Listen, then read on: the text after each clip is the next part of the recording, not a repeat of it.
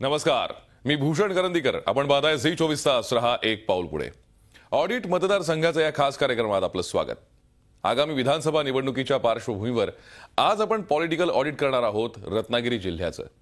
रत्नागिरीसह गुहागर आणि राजापूर विधानसभा मतदारसंघाची राजकीय परिस्थिती काय आहे, कोण बाजी मारणार, कोण लागलाय तयारीला, कोण आहेत इच्छुक, या सगळ्या प्रश्नांचा वेध घेणार आहोत ऑडिट मतदारसंघाचं या खास कार्यक्रमात. आणि सुरुवातीला पाहणार आहोत रत्नागिरी जिल्ह्यातील राजकीय बलाबल. विस्तीर्ण समुद्र किनारा, नारळ, पोफळी आणि आंब्याच्या बागांनी वेढलेला रत्नागिरी जिल्हा. पौराणिक तसंच ऐतिहासिक पार्श्वभूमी असलेल्या या जिल्ह्याला तेवढंच राजकीय महत्त्व आहे. या जिल्ह्यात एकूण 5 विधानसभा मतदारसंघांचा समावेश आहे. जिल्ह्यातील राजकीय बलाबलाचा विचार करता 3 शिवसेनेकडे तर 2 राष्ट्रवादी काँग्रेसच्या ताब्यात आहेत. दापोली विधानसभा मतदारसंघातून सूर्यकांत दळवी हे शिवसेनेचे आमदार आहेत. गुहागर विधानसभा मतदारसंघ हा राष्ट्रवादी काँग्रेसच्या ताब्यात असून भास्कर जाधव हे या मतदारसंघाचे आमदार आहेत. चिपळूण विधानसभा मतदारसंघात शिवसेनेची सत्ता असून सदानंद चव्हाण हे शिवसेनेचे आमदार आहेत. रत्नागिरी विधानसभा मतदारसंघातून राष्ट्रवादी काँग्रेसचे उदय सामंत आमदार असून ते राज्याचे नगरविकास राज्यमंत्री आहेत. तर राजापूर विधानसभा मतदारसंघातून शिवसेनेचे राजन साळवी आमदार आहेत. रत्नागिरी. आणि आता ऑडिट करूया राज्याचे नगरविकास राज्यमंत्री उदय सामंत यांच्या रत्नागिरी विधानसभा मतदारसंघाचं. मंत्रिपद मिळालेल्या उदय सामंत यांनी मतदारसंघावर छाप तर पाडली आहे, मात्र युतीची एकजूट त्यांच्यासाठी महागात पडू शकते. पाहूया ऑडिट रत्नागिरीचं.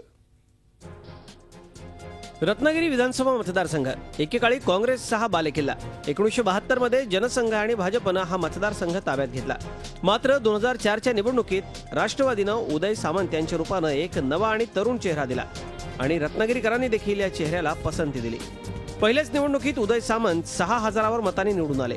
इथं आघाडी असली तरी काँग्रेसच्या नेत्यांचं आणि राष्ट्रवादीचं इथे फारसं जुळत नाही. तर भाजप सेना युतीचीही तीच अवस्था आहे. 2004 आणि 2009च्या निवडणुकीत सेनेच्या काही नेत्यांनी राजापूर मतदारसंघातलं आपलं राजकीय गणित सांभाळत रत्नागिरीत राष्ट्रवादीला छुपी मदत केल्याचं अनेक जण सांगतात आणि म्हणूनच भाजपचा उमेदवार अडचणीत आला. रत्नागिरी विधानसभा मतदारसंघात 2009 मध्ये उदय सामंत यांना जनतेनं दुसऱ्यांदा पसंती दिली. अखेरच्या टप्प्यात मिळालेल्या मंत्रिपदाचा उदय सामंत यांना फारसा फायदा मिळवता आला नसला तरी वातावरण निर्मितीत ते यशस्वी झालेत. गेली काही वर्ष या शहरामध्ये जो विकास होत गेला, किंवा तालुक्यात जो विकास होत गेलेला आहे, या विकासाची संकल्पना फक्त रस्ते आणि डांबरीकरणाभोवती केंद्रित राहिलेली आहे.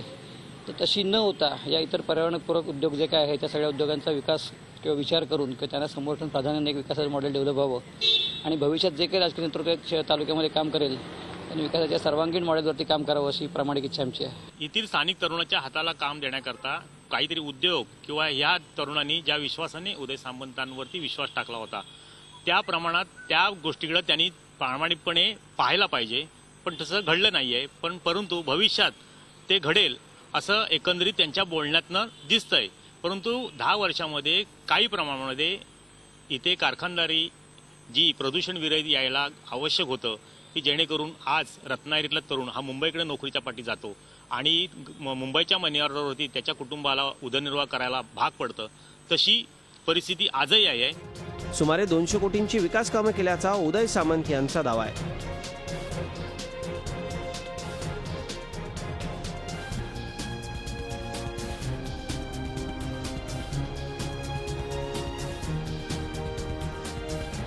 आगामी विधानसभेची निवडणूक बघता भविष्यात अजूनही अनेक योजना राबवणार असल्याचं उदय सामंत सांगतात. जी ड्रेनेज सिस्टीम रत्नागिरी शहरातली बिघडलेली आहे त्या ड्रेनेज सिस्टीमचं आपण भूमिपूजन करतोय. नळपाणी योजना आपण नव्यानं वॉटर ऑडिट झाल्यानंतर रत्नागिरी शहरासाठी करणार आहोत. ग्रामीण भागामध्ये देखील रस्ते, साकव आणि पूल ही प्राथमिक गरजा आहेत लोकांच्या आणि त्या पूर्ण करण्यासाठी प्रामाणिकपणाने मी काम केलेलं आहे. मतदार हे विकासालाच मतदान करतील अशा आरोपांना किंवा आरोप करणाऱ्यांच्या मागे ते राहणार नाहीत आणि हे अनेक वेळा रत्नागिरी मतदारसंघानं दाखवून दिलेलं आहे. त्याच्यामुळे रत्नागिरी मतदारसंघातल्या मतदारांवर माझा पूर्ण विश्वास आहे. ते सुज्ञ आहेत आणि कुठच्या वेळी कोणाच्या मागे उभं राहायचं हे त्यांना चांगलं माहिती आणि त्याची त्यांना जाण आहे. लोकसभेच्या निवडणुकीत शिवसेनेला या मतदारसंघातून तब्बल 31,000ची आघाडी मिळाली होती. त्यामुळे उदय सामंत विजयाचे आडाखे बांधत असले तरी लोकसभेच्या निवडणुकीत एकदिलानं लढल्याचे फायदे आता युतीच्या नेत्यांना चांगलेच कळलेत. त्यामुळे भाजपचे माजी आमदार सुरेंद्र तथा बाळ माने यांनी नेमका याच मुद्द्यावर भर दिलाय. नुसते रस्ते डांबरीकरण म्हणजे विकास का, असा सवाल करत त्यांनी सामंतांच्या विकास कामांवर प्रश्नचिन्ह उपस्थित केलंय. राज्यमंत्री हे जे उदय सामंत आहेत यांना कोणताही अधिकार, त्यांची जी कॅबिनेट खाती आहे म्हणजे नगरविकास असेल किंवा अन्य त्यांच्याकडे काही जे 11-12 खाती आहेत असं ते म्हणतात, पण त्याच्यातला कुठलाही पॉवर यांना डेलिगेट केलेला नाहीत. त्यामुळे मुळात यांना कुठलाही अधिकार नाही, फक्त यांना भूलथापा देण्याचा अधिकार आहे आणि ते देण्याचं काम चाललंय. आज रस्त्यांचे प्रश्नपर्यंत आहेत, पिण्याच्या पाण्याचा प्रश्नपर्यंत, औद्योगिकरण आज पूर्णपणे ठप्प झालेत. भारतीय शिपयार्ड सारखा जवळजवळ 3000 कामगारांना काम देणारा कारखाना गेली 3 वर्ष बंद आहे आणि त्यामुळं रोजगाराची प्रचंड मोठी मारामार आहे आणि अशा वेळेला मोठा असंतोष आहे. मंत्री म्हणून खरं तर यांनी ही कामं करणं गरजेची होती. आज KG पासून सिनियर KG पर्यंत आणि त्याचबरोबर 11वी आणि 13वीचे सुद्धा प्रवेश आज मिळू शकत नाहीत. विरोधकांशी छुपी युती न करता युतीचे नेते एक दिलानं लढले तर उदय सामंत यांना आगामी निवडणुकीत विजय सोपा नसल्याचं विश्लेषक सांगतायत. ही निवडणूक एकतर्फी होईल असं वाटत नाही. किंबहुना लोकसभा निवडणुकीच्या निकालावर अवलंबून जर गणितं मांडायला गेलो तर फसगत होण्याची शक्यता आहे. कारण उदय सामंत या ठिकाणी गेली 2 टर्म म्हणून काम करतात आणि त्यांनी अतिशय चांगला मतदारसंघ बांधलेला आहे. गेले वर्षभर ते इथे मंत्री म्हणून काम करतात. मंत्री म्हणून काम करताना नगर परिषद असो, जिल्हा परिषद असो आणि एकूणच तालुका असो, या तालुक्यात त्यांनी कोट्यवधी रुपयाचा निधी आणला आणि त्या तऱ्हेने त्यांनी मतदारसंघाची बांधणी केलेली आहे. त्यामुळे ते बाळमानेंना इथं सहजासहजी विजय मिळवू देतील असं दिसत नाही. ही निवडणूक निश्चितपणे चुरशीची होणार आहे. मंत्रिपदामुळे सतत कार्यरत राहत उदय सामंत वातावरण निर्मिती करण्यात यशस्वी झालेत खरे, मात्र महायुतीतले नेते आणि कार्यकर्ते विशेषतः शिवसेनेचे नेते एकदिलानं तयारीला लागले तर उदय सामंतांपुढे खऱ्या अर्थी आव्हान उभं राहू शकतं. प्रणव पोळेकर, झी मीडिया, रत्नागिरी. विद्यमान कामगार मंत्री भास्कर जाधव यांची राष्ट्रवादीकडून उमेदवारी फिक्स मानली जाते, तर हा मतदारसंघ जागा वाटपात सेनेकडे गेल्यानं भाजपची गोची झाली आहे. मात्र तरीही भाजपचे डॉक्टर विनय नातू पुन्हा एकदा निवडणुकीसाठी सज्ज झाले. राज्याच्या राजकीय पटलावर जे काही महत्त्वाचे विधानसभा मतदारसंघ आहेत त्यापैकी रत्नागिरी जिल्ह्यातील गुहागर हा एक विधानसभा मतदारसंघ मानला जातो. आगामी विधानसभा निवडणुकीत कोकणातील जनतेप्रमाणेच अवघ्या महाराष्ट्राचं लक्ष या मतदारसंघाच्या निकालाकडे राहणार आहे. गुहागरशी नातू कुटुंबियांचा गेली 3 दशकांहून अधिक काळचा संबंध आहे. गेली 35 वर्ष गुहागरची आमदारकी ही नातू कुटुंबियांकडे होती. मात्र 2009च्या विधानसभेला हा मतदारसंघ शिवसेनेकडे गेल्यामुळे डॉक्टर विनय नातू यांनी बंडखोरी केली आणि त्याचा फायदा राष्ट्रवादी काँग्रेसचे भास्कर जाधव यांना झाला. जाधव यांनी या मतदारसंघात पाणी पुरवठा योजना, रस्ता विकास, समाज मंदिर, सभागृह, पिकअप शेड अशी विविध कामं केल्याचा दावा त्यांच्या राष्ट्रवादीच्या स्थानिक पदाधिकाऱ्यांनी केला आहे.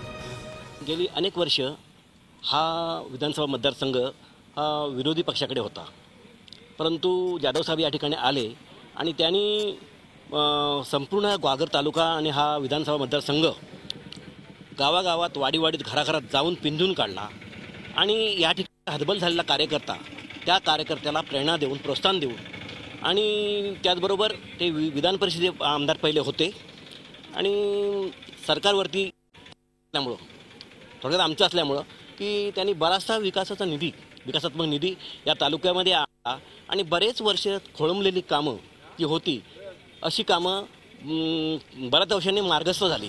गुहागरमध्ये रस्ते विकासाची कामं झाली, मात्र कामाच्या दर्जाबाबत विरोधकांनी प्रश्न उपस्थित केलाय. पूर्वीची 9 खाती मधलं प्रदेशाध्यक्ष पद आणि आत्ताची कॅबिनेट मंत्रीपद यामध्ये जनतेला फसवण्याचं काम केलेलं आहे. कोणतीही एखाद्या डिपार्टमेंटचा चांगला कामकाजाचा ठसा असा जिल्ह्यातही उमटला नाही, या तालुक्यातही उमटलेला नाही. मग त्यांच्याकडे मत्स्य व्यवसाय विभाग 5 वर्ष, अनेक वर्षानं राज्यमंत्रीपद मत्स्य व्यवसाय विभागाचं रत्नागिरी जिल्ह्यात होतं, पण ना डिझेल परताव्याचा प्रश्न वेळच्या वेळी सुटू शकला किंवा मत्स्य व्यवसायाकरता लँडिंग स्पॉट एखादा नवीन धक्का झाला पाहिजे, बंदर झालं पाहिजे, यातलं कोणतंही काम जिल्ह्यात झालं नाही. नुसता गाळ उपसायचा, ड्रेजर आणायचा आणि त्या ड्रेजरची कॉन्ट्रॅक्ट कोणी घ्यायची याच्यावरच त्यांनी काम करत राहिले. प्रत्यक्ष मच्छीमारांकरता कोणता विषय इथे झाला नाही. गुहागरमधील आगामी विधानसभा निवडणूक रंगतदार होण्याची चिन्ह दिसत आहेत. नातूंना अनेक गोष्टी खरं म्हटलं तर अनुकूल आहेत. त्यातली पहिली गोष्ट म्हणजे स्वाभाविकपणे त्यांचं घराणं हे या मतदारसंघाशी जोडलं गेलेलं आहे. दुसरा मुद्दा म्हणजे आता नाही म्हटलं तरी आघाडी सरकारच्या विरोधात, राज्यातल्या आघाडी सरकारच्या विरोधात वातावरण आहे. त्याच्यामध्ये इन्कम्बन्सी फॅक्टर हा महत्त्वाचा आहे आणि त्यामुळे त्याचाही लाभ नातू उठवू शकतात.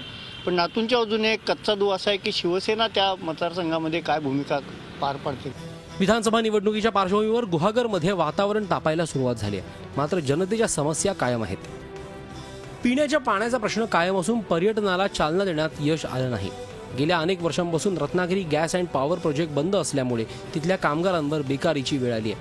5 वर्षातली राष्ट्रवादी आणि काँग्रेसची सत्ता बघितली आणि गुहागरचे जे विद्यमान आमदार आहेत त्यांना मिळालेली एकूण पदभार, तर गुहागरचा विकास झाला असं वाटत. नुकत्याच झालेल्या लोकसभा निवडणुकीत राष्ट्रवादीचे उमेदवार सुनील तटकरेंना या मतदारसंघातून 2000 मतांची आघाडी मिळाली होती. मात्र आगामी विधानसभा निवडणुकीत कोण बाजी मारणार हे पाहणं औत्सुक्याचं ठरेल.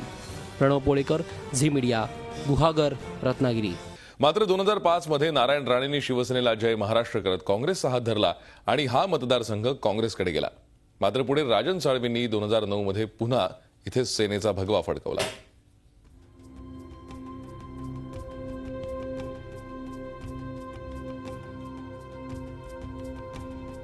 राजापूर विधानसभा मतदारसंघ चर्चेत राहिला तो इथल्या जैतापूर अणुऊर्जा प्रकल्पामुळे.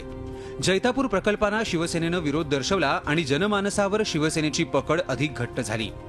जैतापूर प्रकल्पाला विरोध करणारे राजन साळवी 2009च्या विधानसभा निवडणुकीत आमदार म्हणून निवडून आले. राणे समर्थक गणपत कदम यांना पराभूत व्हावं लागलं. आगामी निवडणुकीत आपणच पुन्हा एकदा विजयी पताका फडकावणार असा विश्वास राजन साळवींना वाटतोय. मतदारसंघात पाणी पुरवठा, रस्ता, पाखाडी, संरक्षक भिंती, शासकीय कार्यालयांना संगणक अशी अनेक विकास कामं केल्याचा दावा ते करतायत. मागच्या निवडणुकीमध्ये मला मताधिक्य मिळालं 25,000चं. ह्यावेळेला निश्चितपणे 5 वर्ष कालखंडामध्ये जनसंपर्काच्या माध्यमातून विकासाबाबतीत जी आम्ही कामं केलेली आहेत त्यावर निश्चितपणे 50,000च्या पुढे माझं मताधिक्य असेल हा मला ठाम विश्वास आहे. हिंदुस्थान स्वतंत्र होऊन 67 वर्ष झाली.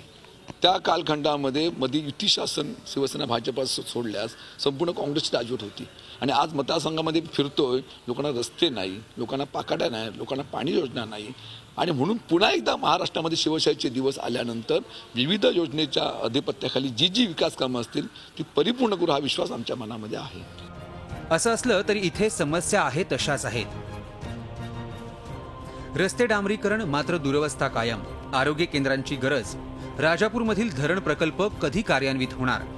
पर्यटन स्थळांकडे दुर्लक्ष. रोजगाराच्या संधी नाहीत. गेल्या 5 वर्षामध्ये राजापुरामध्ये कोट्यावधी रुपयांची विकास कामं झाली, मात्र ती रस्ता आणि पाकाडीच्या पलीकडे विकास कामं झाली नाही. मात्र यांचाही जेव्हा आपण विचार करतो तेव्हा त्यांचंही कितपत काम झालं याचे संशोधन होणे गरजेचं आहे, संशोधनाचा अभ्यास होणे गरजेचं आहे. या व्यतिरिक्त गेल्या कित्येक वर्षापासून राजापूरचे विविध प्रश्न प्रलंबित आहेत. त्यामध्ये राजापूरचा पूररेषेचा प्रश्न असो, MIDCचा प्रश्न प्रलंबित असो किंवा मग राजापूरच्या अन्य सोयीसुविधांचा प्रश्न असो, सर्वच प्रश्न प्रलंबित आहेत. पाणी टंचाईचा प्रश्न भेडसावत आहे. मात्र राजापूरच्या पूर्व भागामध्ये जामदा प्रकल्प असो किंवा अन्य धरणाच्या मधून प्रकल्प सुरू आहेत. मात्र त्या प्रकल्पांचा पाणी टंचाई किंवा शेतीच्या विकासाला कितपत फायदा झाला आहे याचा विचार होणे गरजेचं आहे. भविष्याच्या दृष्टिकोनातून तो होणे गरजेचं आहे. काँग्रेससाठीही हा मतदारसंघ म्हणावा तितका सोपा राहिलेला नाही. अनेक राणे समर्थक नाराज असून ते सेनेच्या वाटेवर असल्यानं राणेंसाठी आणि काँग्रेससाठी ती डोकेदुखी ठरू शकते. काँग्रेसचे जिल्हाध्यक्ष रमेश कीर यांनी संघटना बांधणीवर भर दिला आहे. आगामी विधानसभा निवडणुकीसाठी रमेश कीर इच्छुक असून त्यांनी गावोगावी बैठका घ्यायला सुरुवात केली आहे.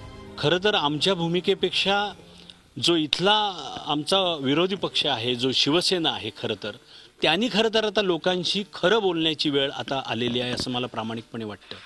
कारण आजपर्यंत ते सातत्यानं खोटं बोलत आलं, लोकांना खोट्या सगळ्या गोष्टी सांगत आले. आज मात्र मला त्यांना असं सांगावंसं वाटतं आहे की कोकणातल्या जनतेच्या भावनेशी तुम्ही खेळू नका, तुम्ही त्यांच्याशी खोटं बोलू नका.